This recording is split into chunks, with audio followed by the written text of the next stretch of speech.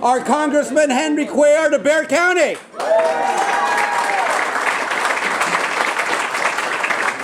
Today, Congressman, we have community leaders in the House. We have elected officials with us.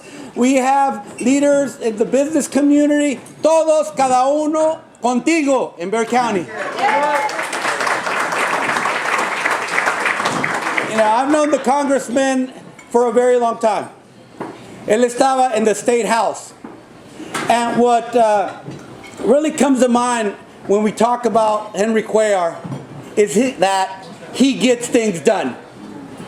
In the State House, I remember how he was instrumental in making sure that kids on the South Side and kids on the North Side had the same opportunity and the same quality of public education. Let's hear it for him when it comes to public education.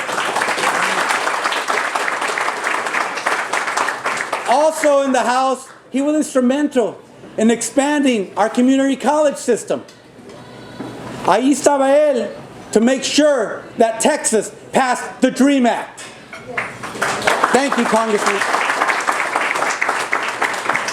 Then he became Secretary of State, where he protected our right to vote.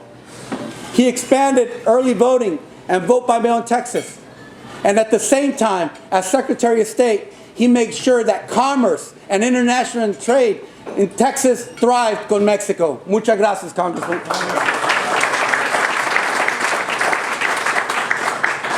And as our Congressman, he ascended to one of the most powerful positions in the Texas House, having a seat on the Appropriations Committee. In fact, I believe you're the only Texan Democrat on the Appropriations Committee in the House.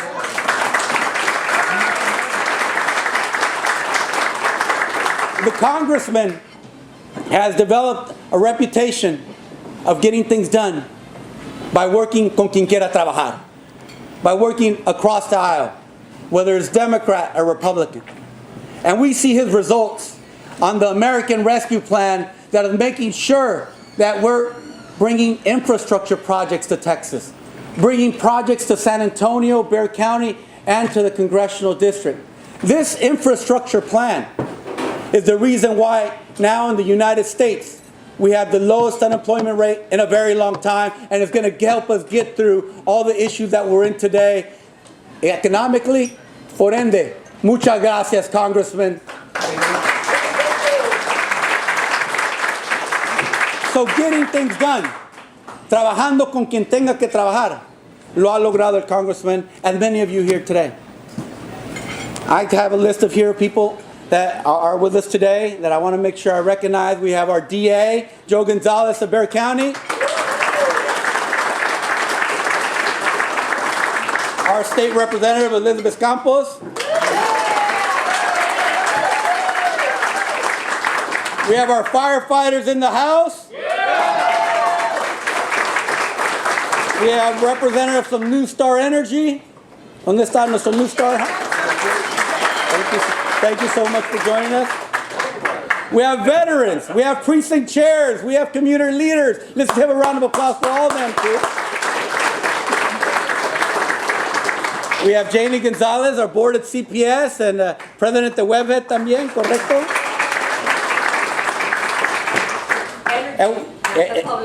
Exactly. Energy, exactly. Energy, correct. You know, we also have family in the House. We have the Congressman's brother, our Sheriff, Martin Cuellar.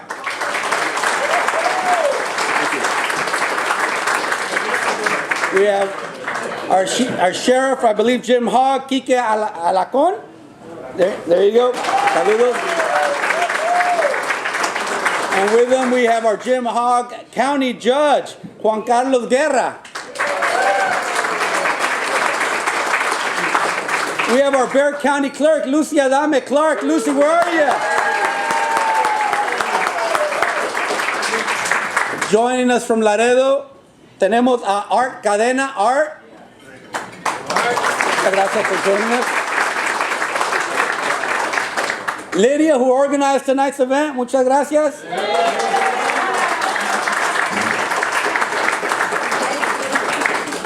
El señor Salinas, que is helping out with everything that we're having this afternoon for lunch. Muchas gracias.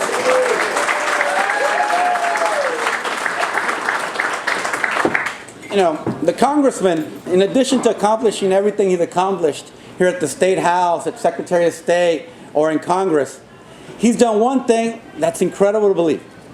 From Laredo to San Antonio, there are 4 Tejano Democrat chapters, and every single one of them has endorsed Henry Cuellar for Congress.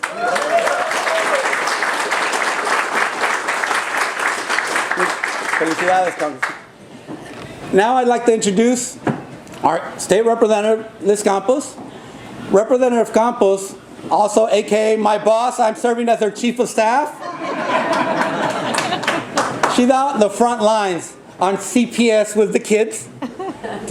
She's been out there passing legislation when it comes to nursing homes and helping seniors. In fact, she filed 54 pieces of legislation and was recognized as Freshman of the Year last year. But she too is trabajando con quien se tenga que trabajar to get things done in Texas for our kids, for our seniors, for our businesses, for our communities. Working across the aisle to find common sense solutions. For example, yesterday she was at the Dilley Detention Center here in South Texas, where some of the migrants that are picked up are being jailed. And whether you agree or disagree on the policy, that's beside the point. What I want to talk about is that these people who are arrested for trespassing should normally serve in a jail 14, maybe in extreme cases 30 days. But what Greg Abbott is doing today, he's picking them up and putting them in jail for 90 days. And then turning them over to ICE.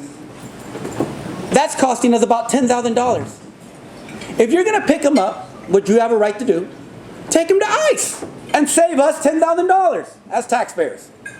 So those are the common sense solutions that the representative is working with the congressman, with other legislators, to get things done. Hay que trabajar por quien se tenga que trabajar para tener soluciones para todos, empezando con nosotros aquí en el estado de Texas. Representative Liz Campos. Thank you. Do you have a mic? I don't know if it work. I'm not sure. Hello? Does it work? Can you hear me? Can you hear me? Not yet. No? A little bit? Is that better? Hello? There you go. Well, good afternoon, everyone, and thank you for being here. It is a real honor to be here on behalf of the Congressman. This is my first session as a legislator. Happy to be a Freshman of the Year. Took a lot of hard work, but I couldn't have done it with all my colleagues and also working very closely with the Congressman. As soon as I got elected, I contacted him and we had great conversations about housing, affordable housing and homelessness and all kinds of other things.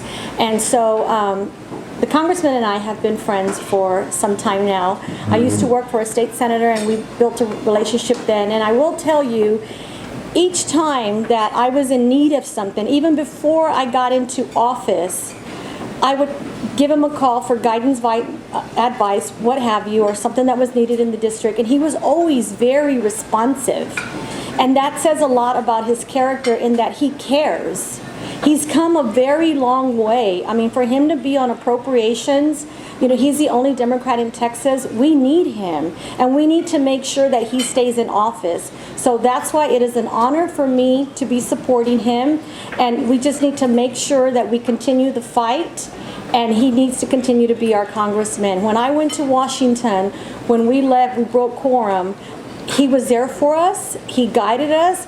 We worked together, and I mean, I just can't say any more than I'm honored to be here. I'm happy to endorse you, and we just need to continue the fight and do everything that we possibly can to make sure that he continues to be our congressman. And I'm honored to introduce Congressman Cuellar.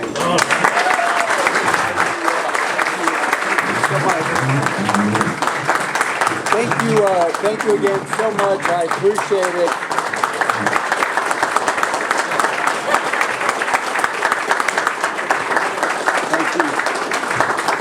First of all, to the Tejano Democrats, thank you and God bless you, and let's turn Texas blue. You know, I've always said about the Tejano Democrats, and you've heard me say this, you heard me the other day. Look, if you want to have the right policies, the policies where you improve education, health care, and of course housing also, which is so important, you know, you got to move forward. And there are some policies, for example, you were talking about the border. You know, the governor said he was going to inspect every truck there to stop drugs and migrants. The only thing is, without due respect to DPS, my brother's a former DPS, the only power that DPS has is to mechanical inspections, tires, windshield wipers. So therefore, when you look at it, they didn't stop any drugs. They didn't stop any people because they can't open the cargo. So we need the right policy. Some of the policies that we see are going backwards. And I've always said it's like driving a car. If you want to move forward, you put it in D for drive forward or Democrat. If you want to go backwards, you put it in R and you go forward. So with the Tejanos, let's put it in D and let's move forward with the policies. Look, before we go to November, I got a little runoff and I need your help. I need your help. And I'll tell you what's at stake. As Manny said, out of all the Democrats in Texas, Nancy Pelosi picked one person to be on the appropriation. She picked me. And again, it's a responsibility where I want to work with the other congressmen to make sure that the projects get funded. It's very, very important.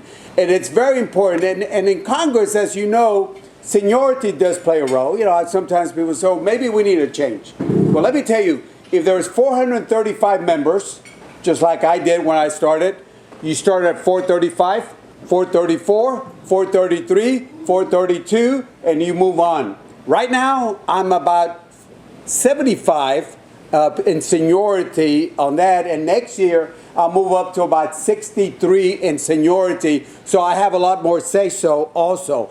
And on top of that, I will be ranked number 8 of the Democrats in the House Appropriations.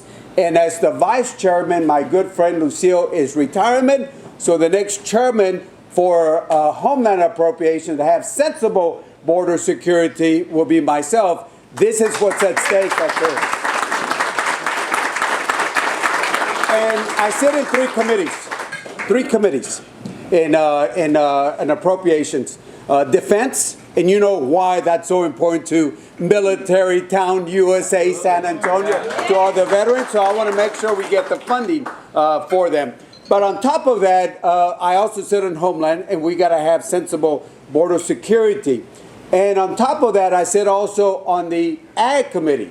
Now, I got some rural folks down there, and we know ag is very important. The rural area is very important. We got to make sure that we support our ranchers and our farmers, because we don't want to import food like we import some of the energy that we have. We got to make sure that we support our farmers and ranchers. But on top of that, there's something that's very important on the Ag Committee. Food banks, school lunches, food security, and we got to make sure that we have food security on that. So those 3 subcommittees are very, very important. And on top of that, what I try to do is to make sure I look at the needs. And I talk to the local folks. For example, I'll talk to the state representative. What do we need in the South Side? Well, housing. So we're working on an earmark to make sure that we get housing. Another area I said here in San Antonio, we need a learning center where we set up different centers. Because of the pandemic, we got behind on some of the learning. So we got to make sure that we help our students, especially after school. So we got to work together to address these issues. But the bottom line, look, I do my job, and my job is to bring monies down. Sometimes people say, well, that's all you talk about. I said, well, certain areas of the state of Texas have had a historical funding deficiency, and I see it as my job to bring those monies. The Texas Grant, I started the Texas Grant, for anybody that's familiar, the largest scholarship in Texas history, and it's still going. The first CHIP program, we started at the Farias Elementary School in Laredo. And as you know, the children's health insurance is going on.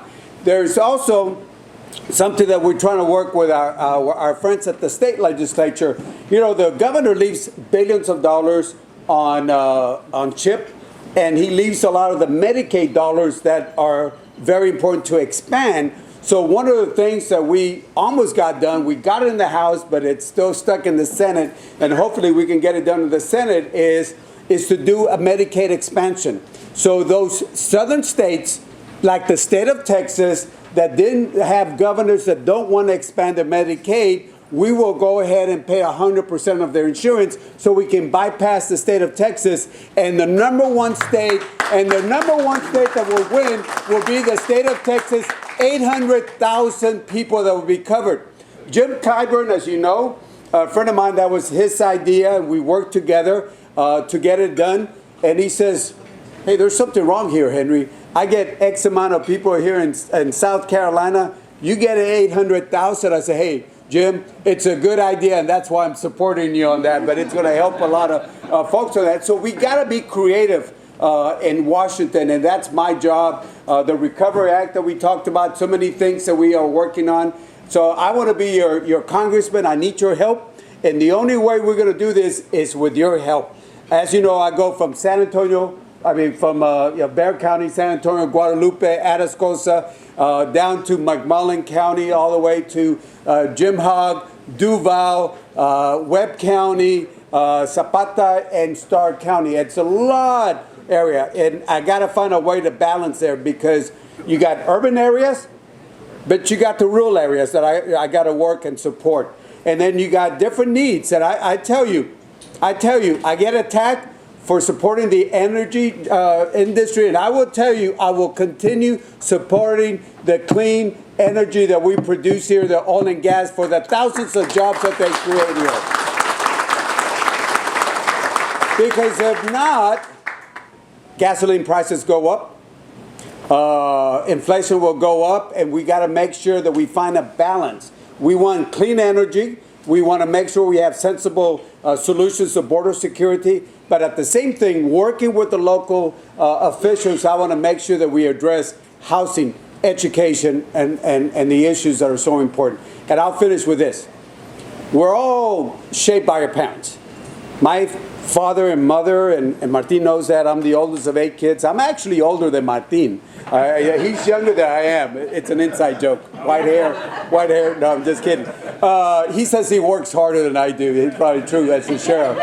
But you know, we all are shaped by our parents. My parents went only to a few years of education, knew a few words in English. When I first got elected, I took my parents up to D.C. They had never been in an airplane. They'd never been to Washington, D.C. My mother was up there when I got sworn in as a member of Congress. She didn't understand the words because she didn't understand the words in English. But in her heart, she knew that her son of a migrant workers had just become a member of Congress. Those are the opportunities that you all want to do, I want to do. We need to work together because our job is to create opportunities for our young folks. So with that, I want to say thank you. Again, Tony, thank you so much. Lydia, thank you so much. Letty and everybody that has done this get together. And in conclusion, to the workers, to the people that work so hard at restaurants, and before you leave, I want you to say hello to those folks and thank them for that. We cannot forget about the people that they clean, they cook, and they work, and they provide. So thank you so much on that. So, Mr. Cortez, I will see you in Washington next week, and making sure that we provide another COVID relief package to the people that need that. So with that, thank you, and God bless you. Thank you so much. Good afternoon, everyone. We're happy to be here from Jim Hogg County, one of the counties that Congressman Cuellar has represented, and now with the redistricting, he's going to represent us again. 10 years ago, and there's key points here that were discussed that are important to counties like ours. We're in the rural community, 5,200 people in the middle of nowhere. But Congressman Cuellar has never forgotten about us. 10 years ago, we got funding for a new jail, which we wouldn't be able to afford under our general fund, and our sheriff, which is here, can attest to that. We got a grant, a 75% grant, 25% loan, and now we have a state-of-the-art jail facility in a rural community in Jim Hawk County, thanks to Henry Cuellar. He was also instrumental, very important, also instrumental in getting the property and the building in Jim Hawk County for a food bank. At the time, 10 years ago, who would have thought that that played a key role when our community was fighting a world pandemic with limited resources? So that's a big plus. We thank him for that as well in Jim Hawk County for the food bank. The food bank is in full operation every day in Jim Hawk County as a result of that. Thank you. So it does make a difference. It makes a difference that he is the only representative from Texas that is in the Appropriations Committee. That makes a big difference, especially to communities like ours, that he makes sure that we are not forgotten. So thank you very much.